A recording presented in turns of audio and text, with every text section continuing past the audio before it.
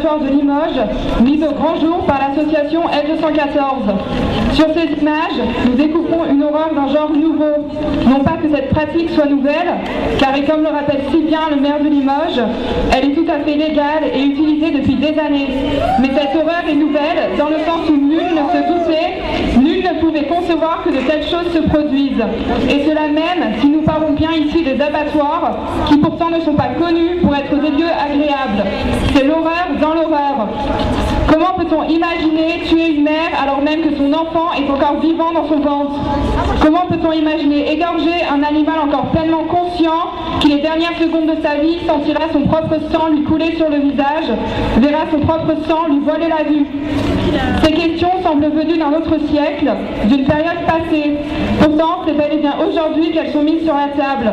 Car c'est aujourd'hui encore que des dizaines de millions de Français vont planter leur fourchette dans ce qui n'est rien d'autre que la preuve irréfutable qu'un crime vient d'être commis.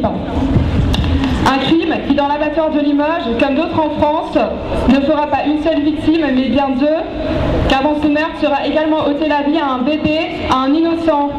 Alors vous me direz que le sort de ce dernier aurait dans tous les cas été le même, et vous avez là tristement raison. Dans le futur, celui-ci n'aurait pas connu meilleur sort que celui de sa mère. Dans cet abattoir où souffrent les animaux, souffrent aussi des hommes. On peut se poser la question de savoir s'il est bien légitime de faire travailler des hommes au service de la mort.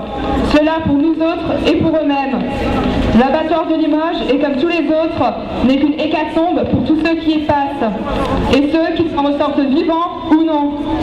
Ces bébés qui ont senti leur propre mère mourir avant de se voir séparés de cette dernière n'auront jamais la chance d'être sur terre ce que l'on nomme communément des nouveau-nés, car à peine arrachés du ventre de leur mère, ils ne sont déjà rien d'autre que des nouveaux tués qui viennent s'ajouter aux autres millions de morts dans les abattoirs français ce même jour.